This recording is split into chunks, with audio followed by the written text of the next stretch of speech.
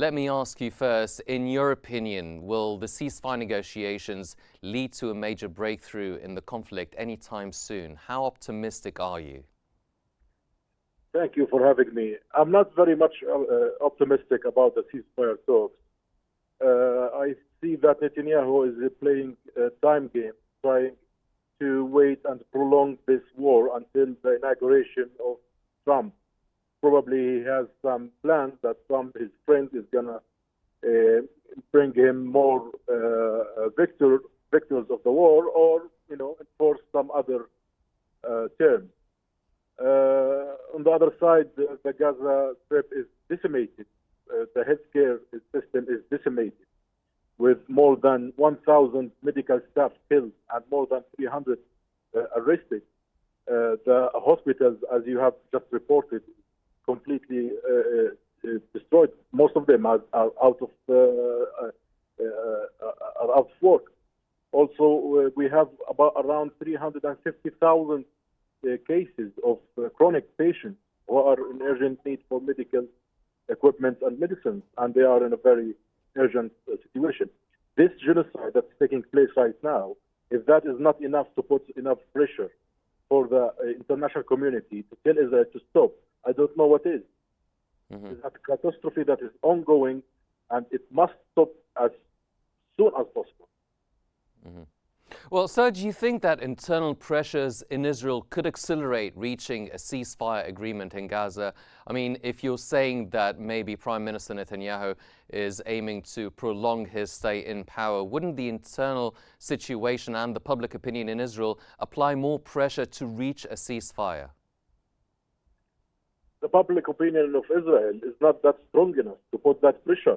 Unfortunately, just today in the Knesset, the parliament of Israel is calling for the Israeli army to cut or to destroy the water resources, power resources, and food resources in Gaza. That is not, a parliament that's calling for ceasefire and peace. That's a parliament of genocide. It is unfortunate that the Israeli political spectrum has become such far right to encourage such war crimes.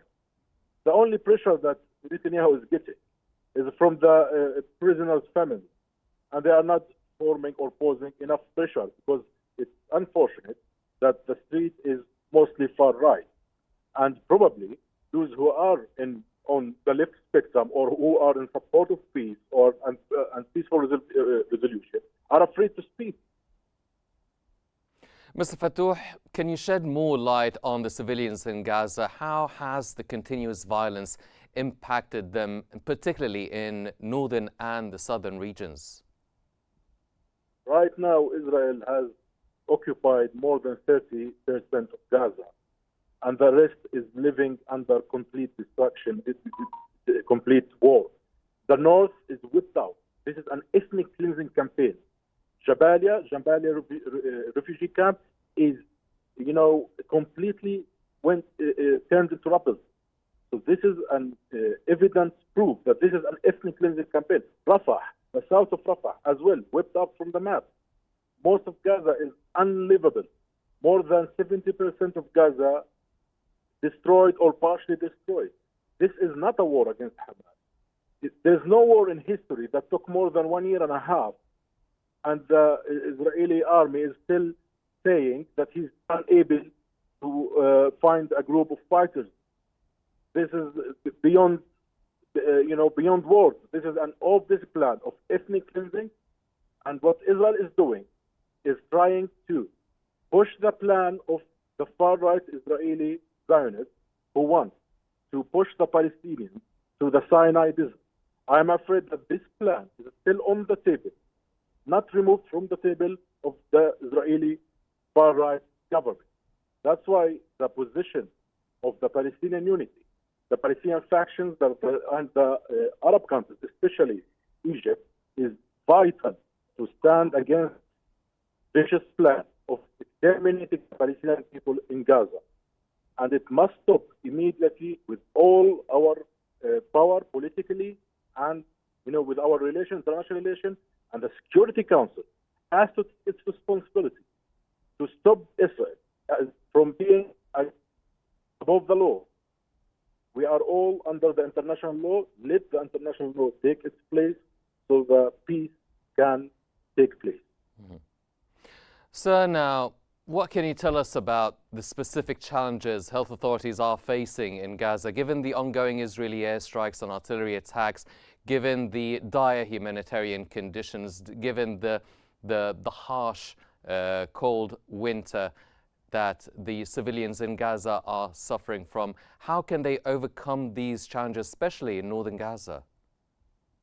Well, unfortunately, with Israeli siege and blocking aid from coming to Gaza, when we have, as I told you before, and parliamentarians telling the Israeli occupation forces to bomb the resources of food and water, and also to stop aid.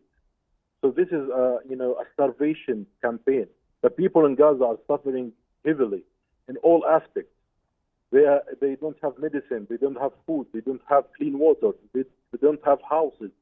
They are in tents that is not able to bring them warmth in this cold weather.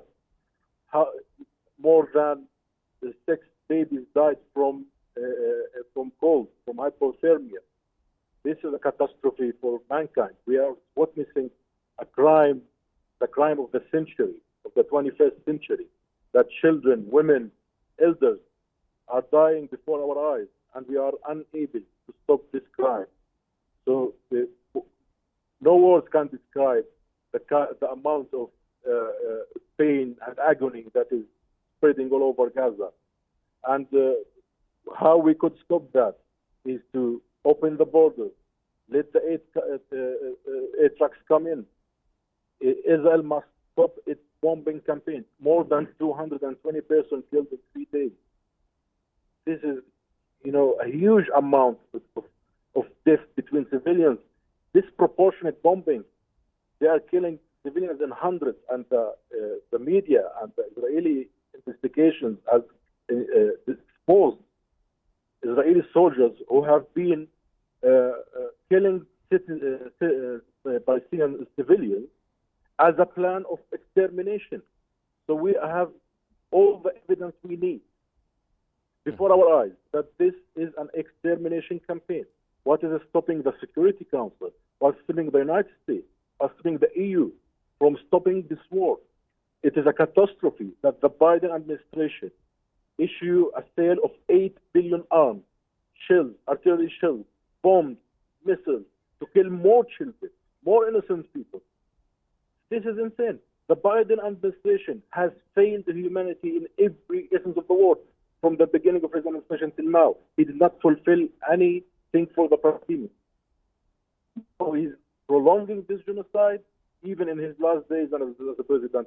It is such a catastrophe that the United States accepts to be a complicit in a genocide.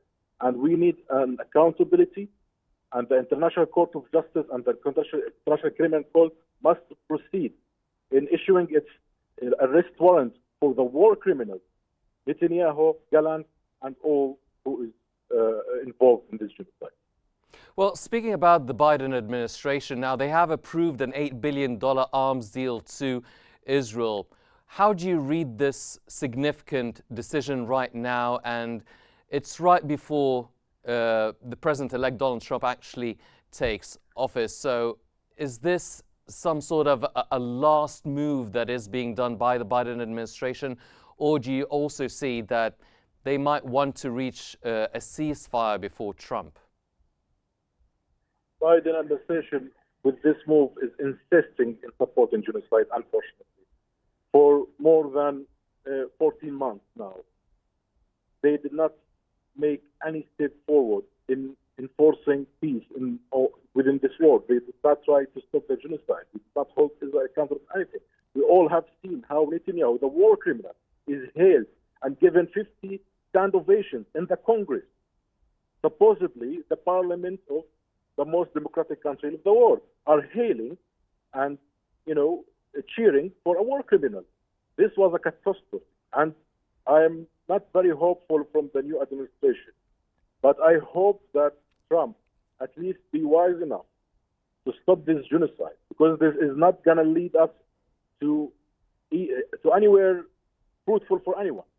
This is a war that's going to lead to more wars, and it's not the interest of anyone to have chaos and havoc in the Middle East, because this will retaliate to Europe, to America, to Israel, to everyone. Well, as a spokesperson of the Palestinian movement, Fatah, how hopeful are you for the Trump administration to actually try and broker a ceasefire agreement if it doesn't take place before January 20th under the Biden administration? Are you hopeful of having a better atmosphere, a more constructive atmosphere towards a ceasefire agreement?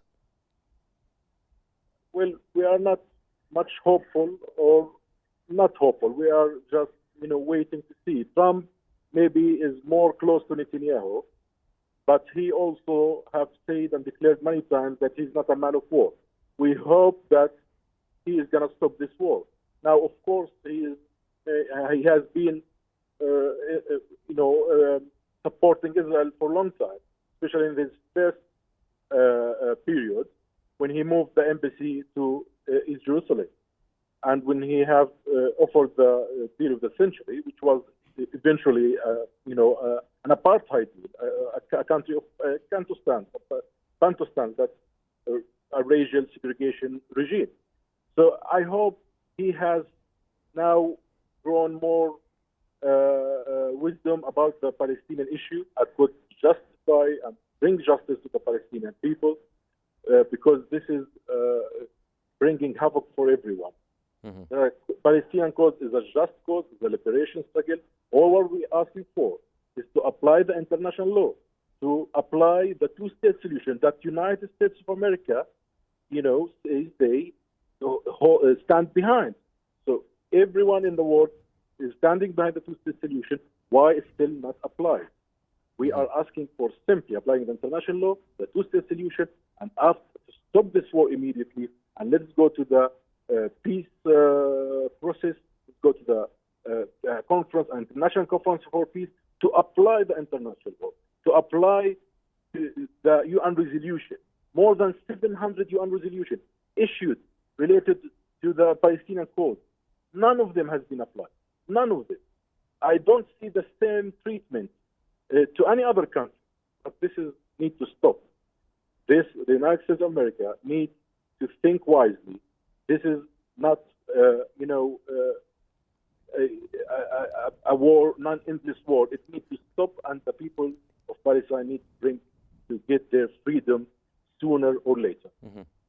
Well, the UN Human Rights Chief, Volker Turk's criticism reveals the international stance on Israeli airstrikes on hospitals in Gaza.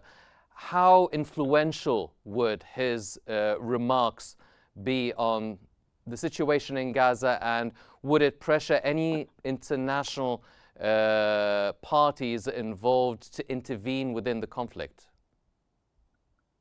There has been a very good response from the international community against Israel, but we need more. We need to increase the tone to apply the law.